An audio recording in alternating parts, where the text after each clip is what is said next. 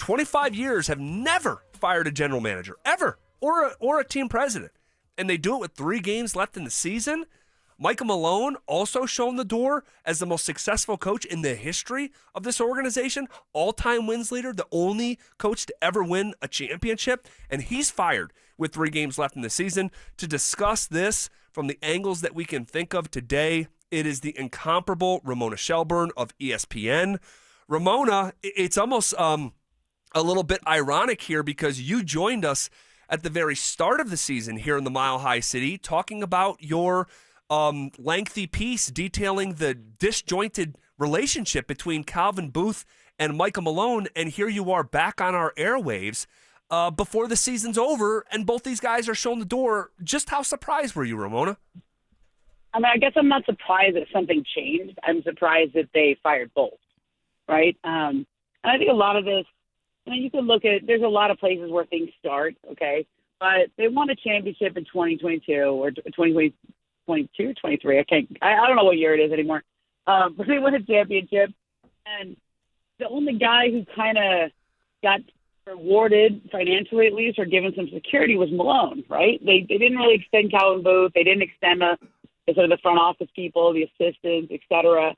And it set up a strange dynamic, right? Where you're committing to go in this direction where you're investing in the young players. You're letting the older veteran guys who played key roles for you go, because you realize the core of the team is Joker, Jamal Murray, Aaron Gordon, and Michael Porter Jr. And so if we're going to pay those 4 guys, you can't really afford to pay more than that. And so you commit to this youth movement, but then you empower the coach with a contract, which makes sense. He won a championship. He should absolutely have gotten an extension.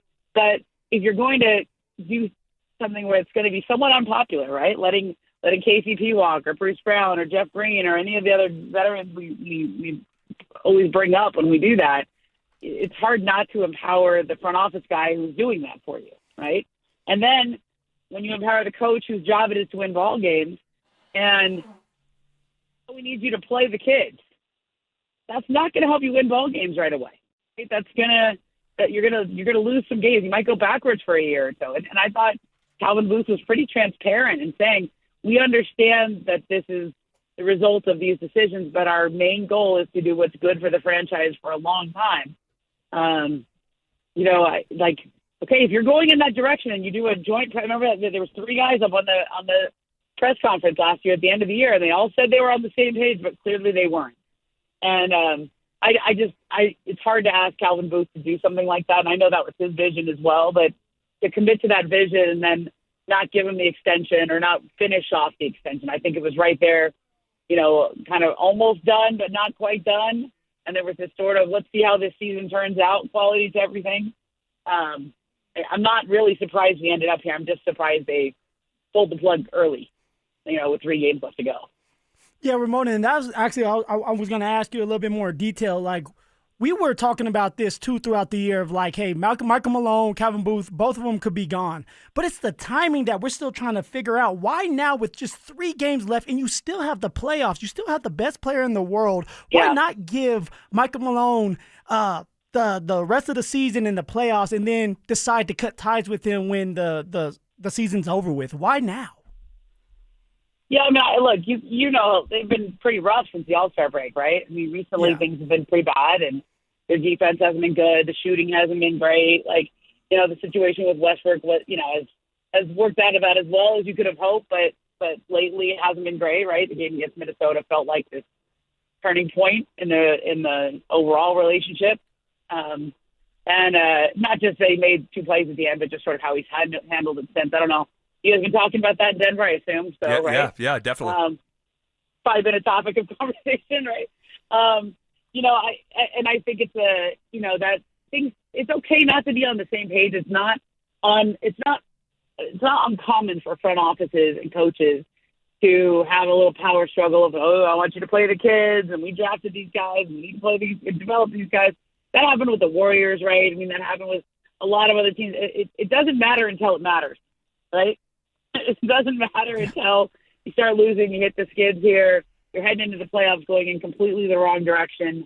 And I think Malone is an old school coach. Like he's hard on the guys. He calls out things, that he thinks that when people aren't being accountable for their actions or they didn't show up right to play, they didn't have the right attitude.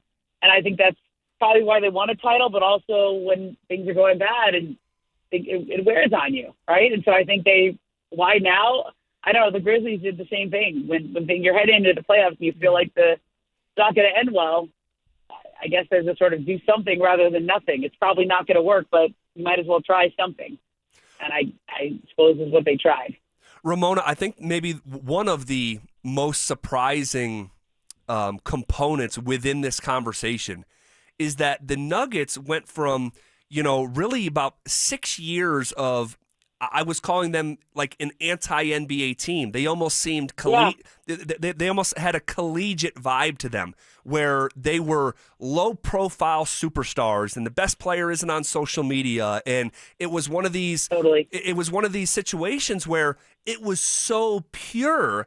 And then we start this season, or really we end last season, with Jamal Murray throwing a heat pack at an official and a contract that went months without getting done with Murray in the organization, a media day that was just flat out awkward, your piece to start the year that was terrifically detailed on ESPN.com, and you have Malone here within the last 2 weeks saying, our guys don't watch film anymore. Our guys don't really listen to me.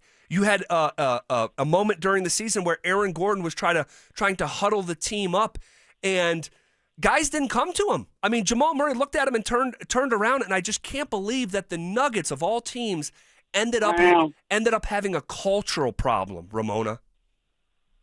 Yeah, I mean, it's interesting how things can go bad fast, right? And it's just pressure. I mean, there's this quote, I put it up high in my story in the beginning of the year, and I felt it when I was there, in the sense that, Michael Porter Jr. basically said, yeah, we all know if we don't win this year, they probably have to break us up, or they have to think about it, or what. I'm paraphrasing it, but I think they all knew what the stakes were. Like, this is the reality of the new CBA, guys. Like, it's just not just ownership has to be willing to pay tons of luxury tax. They do, but it's how much that restricts your ability to build a team if you go over that second apron. I mean, look at Phoenix right now. Oh, that's a nightmare, just because their hands are tied behind their back. And I think, I can, like, you have a conflict where, Mike's headstrong.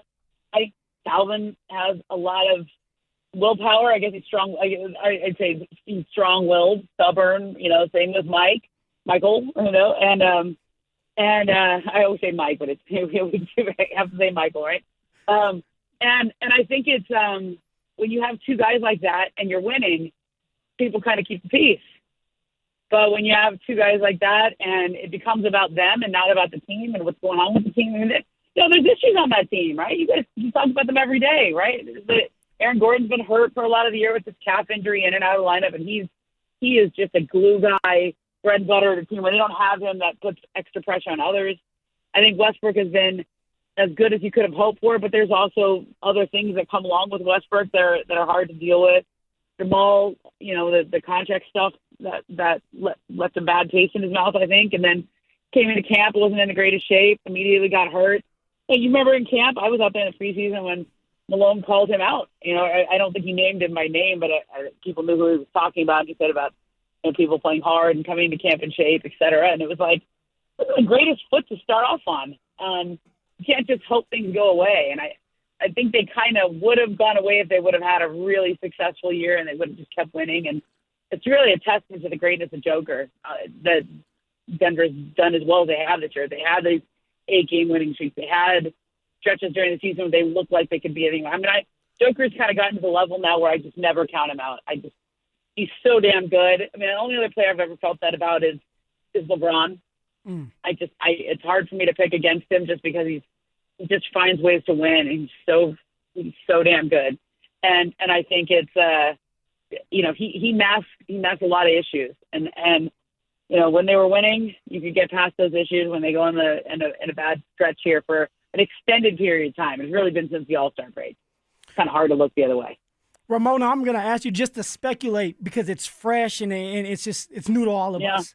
But you talked briefly about MPJ pretty much saying if they can't get something going, they're going to have to blow up this team, break this team up. Now, you have the head coach and the general manager gone.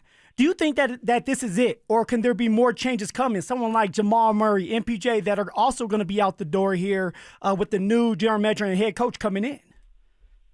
I think everything's on the table. I mean, look, I don't think Joker's going anywhere. Yeah, right? Right, I mean, right. You know, like that guy's a nugget for life, as far as I can tell. And you should hope for nothing less, right? He's an unbelievable generational talent. We should rename the team after him after this, right? But I think he's. But you know, these guys make a lot of money. Like, you have 4 guys that are making a lot of money, and you don't pay that much money. I just said this about the Grizzlies last week. Like, you have a lot. Desmond Bain, John Morant, Jaren Jackson Jr. They all make max contracts. You know, with some version of the max, right? Playing team. Oh. All right. Pressure, and I think it's. I think let's see how the season ends up. Right? What if they go to the conference finals? Like, literally anything could happen with these Nuggets. Like, I feel like Joker is that good that he could mask all of this and they can go to the conference finals or finals again. Would you guys be shocked if that happened?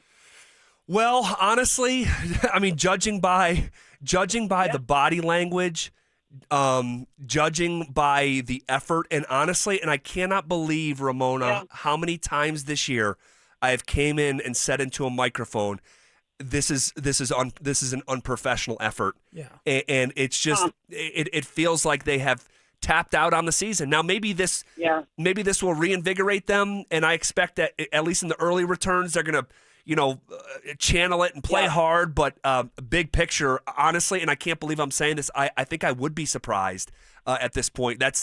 That's what type of season. I mean, Ramona, this is a team that's 14-21 against teams with a winning record this year. Just a winning record. Yeah. It's Although a lot of those were close. I will say, I feel like I've watched so many of those close losses this year. And like the Minnesota game I just can't get over that game. Yeah. Like, it's Crazy. just an unbelievable, like, when you look back at this season, where's that game? Like, if that determines whether the Nuggets finish 3rd or 4th in the conference or in the play-in tournament, that could be the game. Right. It's that thin of a margin between success and play-in tournament before the playoffs even. That's going to happen. Like, there's 4 teams that are really talented and have some flaws, right? And 2 of them are going to finish. 2 of them are going to be in the top 6, and 2 of them are going to be in the play-in. And I don't know how to wrap my head around it. They're all really good. Yeah. And it's hard, and we'll let you go here in a second. But it's just the unhealthy reliance on Jokic, right? And with the Nuggets, you can't just look at their record and say, man, well, this team's almost a 50-game winner. You have Jokic, so you're often like you're going to roll out of bed and win 47 to 53 games. There's just something off about this team, Ramona, and it started before the first game was ever played. Yeah. I know what you're saying. I felt it too when I was there. But it's hard for me to know what is a championship team that really kind of gassed out last year. I felt like they were exhausted. And they were, they're missing a couple key players. They got to develop the kids, et cetera. They look like they just gassed out against the Timberwolves last year. They ran into a hot young team who matched up with them really well. And then this year, when you see teams that have been there, that have had deep playoff runs, sometimes it's hard to get up for the preseason, or it's hard to get up and come out of the gates so fast and so strong, because they, that you just got to be ready for when it matters. And I've kind of given Denver that grace all year, because Jamal's been hurt all year. Aaron Gordon's been hurt all year. It's kind of hard to see what they are when there's so many people coming in and out of that lineup. Yeah, and Jamal's still hurt. I mean, we just saw some of the most important games of the year of this last week and a half, considering how jumbled that Western Conference is that you just referred to, and he can't go. And this is now 3 of the last 5 years where Jamal Murray is not healthy. And then there's is it the chicken or the egg? Is it because he doesn't come into the season in shape and then he gets hurt, or is he not in shape because he's constantly getting hurt? It's this is I just can't believe that we're here today. But we appreciate your time as always. Yes. This has been great, and thank you for joining us on the Mile High. Yep. Appreciate you guys. All right, there she goes, ESPN's Ramona Shelburne.